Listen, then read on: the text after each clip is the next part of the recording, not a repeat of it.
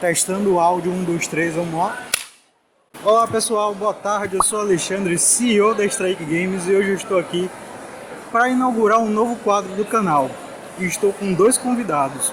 O nome do quadro do canal é Professores Também Utilizam Jogos, Games e Tecnologia em Sala de Aula. Eu queria que vocês se apresentassem e de onde vocês me conhecem. Então, meu nome é Vanessa, né? Nós nos conhecemos desde meados de 2018. Eita! 2018, ano passado? Não, mas a gente se conhece há quase 10 anos. Nos conhecemos em meados de 2008, mais ou menos, Sim. lá na UNEB, sou formada em Pedagogia, né, pela UNEB, e lá eu participei do grupo de pesquisa Comunidades Virtuais, então foi lá que a gente se conheceu. Eu atuei na parte pedagógica, na equipe pedagógica dos jogos, e durante esse processo a gente foi construindo essa relação de trabalho, e de lá pra cá a gente vem desenvolvendo em parceria. Uma pergunta, qual é o seu nome? Meu nome é Vanessa, sou pedagoga, tenho mestrado na área de gestão de tecnologias aplicadas à educação e venho desde 2008, quando eu ingressei em comunidades virtuais, pesquisando essas possibilidades dos jogos enquanto espaços de aprendizagem. E você? Bom, meu nome é Tarso Macedo. Conheci Alex também quando ingressei no Comunidades Virtuais de forma muito breve. Sou marido de Vanessa e também faço um trabalho com games e outras mídias, na realidade, na educação. Eu sou pesquisador de ensino de história e tecnologia digital e cibercultura, na verdade, e procuro utilizar em minha sala de aula também esses elementos, não somente na educação básica, mas também na formação de professores, para que a gente tenha mais estudantes que serão professores trabalhando com esses recursos, com esses dispositivos tecnológicos. Bacana. Então agora eu queria que vocês falassem, a gente já falou um pouco essa introdução em relação à carreira de vocês ligados à educação e a games. Que tipo de jogos vocês costumam jogar no dia a dia, se é que vocês jogam? Ou se é jogo analógico, jogo digital, que tipo de jogo vocês gostam? Se vocês deixam as crianças da família de vocês jogarem, eu gostaria que vocês falassem disso. Então, durante esse processo de interação com os jogos, de maneira mais específica, eu venho interagindo desde minha pesquisa. Eu trabalhei com o jogo The Sims, por exemplo, que é um jogo de simulação. Na época dessa minha entrada na universidade, nessa relação do jogo com a aprendizagem, foi um dos jogos que eu mais me identificava na época, e até hoje jogo, né, com outras plataformas, mas que me identifico. E de lá pra cá, a gente joga muito em casal, né? Sim. Depois da maternidade um pouco menos, mas a gente gosta muito de jogar jogos como Street Fighter, Tekken, o que mais? Bom, não só esses jogos, mas assim, atualmente a gente tem jogado muito, pelo menos no meu caso, tenho jogado muito em plataforma móvel, certo? Desde os emuladores clássicos até os jogos mais atuais de estratégia e etc. A gente jogava muito em casal antes do pequeno nascer, né? Jogos de luta, jogos de point and click e tal. Mas hoje eu estou muito mais na plataforma móvel, muito mais nos retro games do que nos jogos mais atuais, AAA, como a gente costuma chamar. Sim, né? certo. Eu vou confessar uma coisa para vocês. Ultimamente eu jogo assuntos ligados aos projetos. Parar para ter um tempo de dedicar para jogar, eu acabo algo muito restrito, porque eu ando com um tempo bem corrido com a questão de empresa, especialização, uma série de coisas. Mas o que é que eu procuro hoje em dia nos jogos? Os jogos que me tragam informações, pelo menos é o que eu penso. Porque assim, tem alguns jogos que eu pego, mas só dá tiro ou muita ação, mas não tem nenhuma informação relevante. Aí eu procuro sempre trazer algum jogo que me ajude com alguma habilidade específica. É por isso até que eu penso nesses projetos para Strike. Sim, claro. E aí, com esse gancho, como é que vocês utilizam os jogos no trabalho de vocês e de que forma isso modificou ou que resultado vocês perceberam dentro do trabalho de vocês?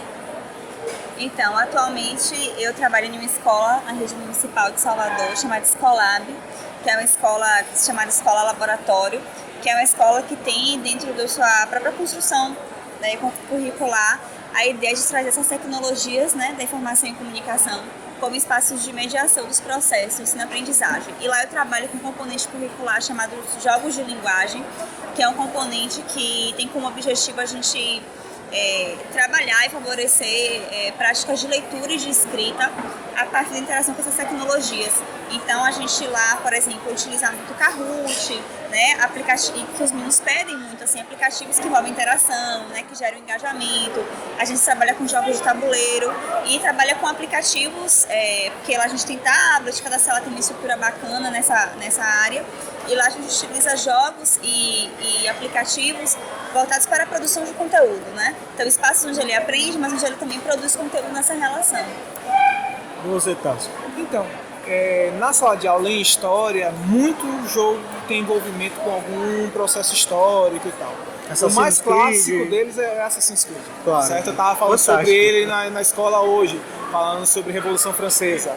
Mas não são só esses jogos, né? A gente vai ter diversos jogos que não tratam necessariamente de processos históricos em si, do fato, mas que trazem elementos da história, da cultura de um determinado tempo e que podem ser aproveitados em sala de aula. E aí eu não fico só restrito aos jogos, você tem séries de TV, você tem memes, tecnologias quadrinhos, tudo que comunica melhor a gente traz para a sala de aula. Então tem muito isso. E para a formação de professores, esses mesmos elementos eles vêm com uma outra roupagem. Se para os estudantes é para conhecer história, para os professores é para aprender a ensinar história, entendeu? Sim. Então são os elementos são os mesmos, mas a pegada é diferente. Sim, concordo com você. Inclusive, a gente pensa muito nesse aspecto de colocar o professor, num primeiro momento, como se fosse um aluno para que ele possa lidar com aquela tecnologia, mas também que ele comece a articular a própria estratégia pedagógica deles. Claro. É algo até que a gente vem discutindo para algumas coisas de a série que a gente vai começar amanhã, no dia 5. O primeiro quadro, o primeiro episódio a gente vai tratar justamente sobre repensar a estratégia pedagógica. Perfeito. Porque também não seria só a questão de introduzir a tecnologia ou jogos. O que eu pretendo com isso? Qual o impacto que eu quero alcançar com isso? De que forma isso vai modificar ou não minha relação com o estudante na sala de aula e com a própria comunidade? Porque isso por exemplo, até uma pergunta que eu fiz no vídeo, que é, se você vai trabalhar com público infantil, você vai pegar um jogo de tiro em primeira pessoa? Se você fizer isso, obviamente os pais vão chamar sua atenção e vão procurar confusão com você, porque é algo que não faz sentido. Você tem que pensar o seu público-alvo, tem que pensar uma série de detalhes, né? E puxando esse gancho, teve um repórter que me fez uma pergunta que eu acho pertinente, que é o seguinte, ele me perguntou em uma mesa redonda que eu participei, o que eu achava do massacre que houve em São Paulo porque estava relacionado com os games. Aí eu queria que vocês me dissessem o que vocês acham disso. Eu vou colocar depois a minha opinião, mas para não influenciar de vocês, que vocês falem a respeito disso. O que vocês acham dessa relação de jogos violentos e do impacto de alguns casos específicos? Bom, é interessante falar sobre isso porque, assim, jogos violentos, se fosse pegar via de regra que jogos violentos causam violência, então a gente não poderia assistir filmes de ação. Concordo. A gente não poderia ter violência em séries de TV, a gente não poderia ter cenas de violência em novela, em basicamente lugar nenhum. Concordo com você. Basicamente lugar nenhum.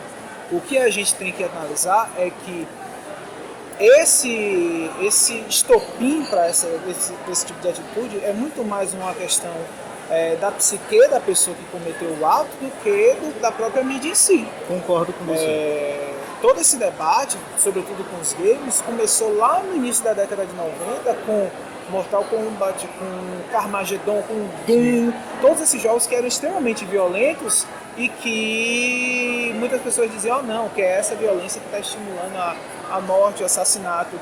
Tá, para aquela pessoa que tinha patologia, uma questão psicológica complicada, mas isso para mim foi combustível para eu ser professor, para eu me tornar professor, para eu ir para a sala de aula, para eu estudar meu mestrado, fazer meu doutorado.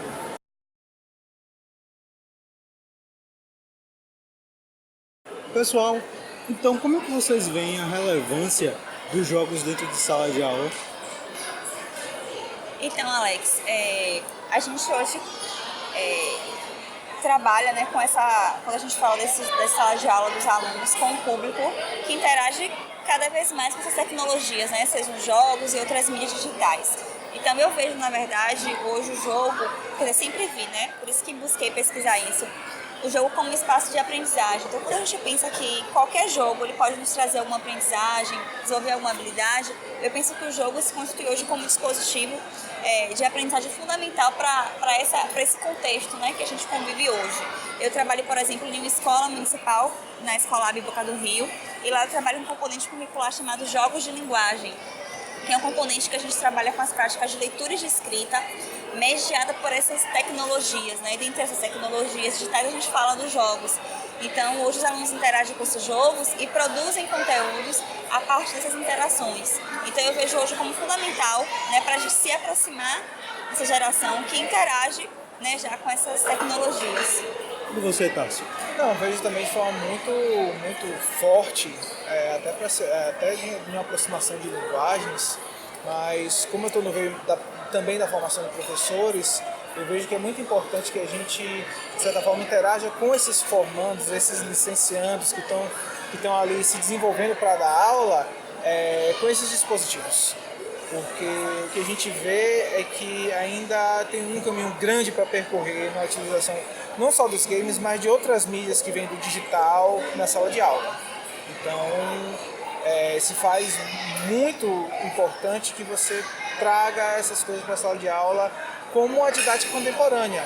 Assim como o estudante ele vai aprender a utilizar o quadro, a utilizar esquemas imagéticos para o estudante, ele tem que também saber utilizar as redes sociais, os games, as séries televisivas, enfim, os elementos de cultura da contemporaneidade. Isso, inclusive, vai servir para o mercado de trabalho, né? Porque hoje em dia, para uma entrevista, você precisa saber as tecnologias para se comunicar. Hoje em dia, alguns médicos operam à distância, utilizando robôs.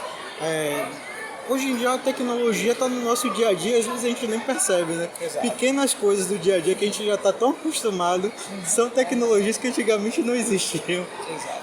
E aí, o que vocês gostariam de dizer para a gente encerrar essa entrevista hoje? Então, eu encerro trazendo a importância, né, do professor se apropriar dessas tecnologias, né, nas suas práticas cotidianas, inclusive nas práticas, né, educativas, nas escolas, e falo da importância da gente valorizar aquilo que o aluno já produz, né, com essas tecnologias. Então, a importância de interagir, de se apropriar do que os alunos já interagem. Então, assim, essa galera hoje interage com as tecnologias, acessa muita informação e produz também muito conteúdo, né, de todo tipo, de todo nível, né, contextualizado com a realidade deles. Hoje em dia ajuda bastante a produzir em casa também. A acessar e a produzir. Então, o que eu trago como dica é a importância do professor se apropriar do que o aluno já interage, se apropria dele, né? E aprender com ele, né? Porque a gente fala desse processo de ensino-aprendizagem como algo que é mútuo. Então, eu ensino e aprendo, o aluno também aprende, também me ensina. Então, a importância de se apropriar daquilo que o aluno ele já produz, né? De conteúdo que ele já produz, porque ali ele vai se revelando como um sujeito que aprende, como um sujeito que se autoriza, né? Como um sujeito que também quer ser visto, né? Como autor dessas produções, né, interativas e tecnológicas. Isso vale muito também para a formação de professores, tá? Muitos professores querem se aproximar dessas linguagens, dessas tecnologias, mas muitas vezes eles não sabem, não têm experiência nesse aspecto específico, às vezes muitos anos de sala de aula, porém não sabe com quem lidar, então já fica sabendo que a Strike é uma... Você quer ver uma coisa que a gente costuma fazer? Nas oficinas do professor criar o próprio jogo, eu sempre digo para ele utilizar a experiência que ele já tem, seja o dominó, o baralho, porque ele já conhece, já domina. Eu sempre digo, domine o assunto, procure que você já tem experiência, que a partir daí já vai facilitar muito você criar. Porque se você quer pegar algo que você nunca viu, você vai ter uma curva de aprendizagem que vai demorar para fazer isso. Então aí aproveitar as experiências mesmo de vida, e de repente você tem a experiência com dinâmica de grupo, tem experiência com charada, faz um jogo nessa linha. Tem experiência com dominó, cria um dominó adaptado para o que você utiliza. Por exemplo, eu sempre joguei o War quando era mais novo. o O continua sendo uma base para muita coisa que eu faço. Inclusive, eu pego o O às vezes e faço adaptações no próprio tabuleiro, utilizo as... Se você olhar o kit que eu tenho para criar um protótipo, tem peças de O, os dados vermelhos e amarelos até hoje estão comigo. Então é isso, a gente aproveitar o que a gente já passou, as nossas vivências. Vocês querem deixar a rede social de vocês para que alguém possa interagir, mandar mensagem? Então, meu Instagram é Nessa Rios. E atualmente eu não tenho usado o Twitter. E você, Tássio? Bom, eu tô no Twitter, @TársioRLN. Pronto. E se vocês quiserem continuar esse papo com a gente, vocês podem deixar aí no comentário, tanto do Instagram, quanto do Face, quanto do YouTube, porque aí eu passo as informações para eles e eles vão responder, passo o link, e a gente quer sempre manter esse bate-papo com vocês, falando sobre games, sobre educação, que a gente possa ir além da diversão em sala de aula e causar uma reflexão para que a gente possa dar um outro rumo, um outro caminho para a educação, para que os estudantes pensem que a escola vai muito além de passar no vestibular e de ter uma carreira, que é uma formação para a vida. Então é isso, pessoal. Nós vamos encerrar por hoje. Agradeço tanto a Tássio quanto a Vanessa por esse bate-papo muito bacana. Então, até mais, galera. Tchau, tchau.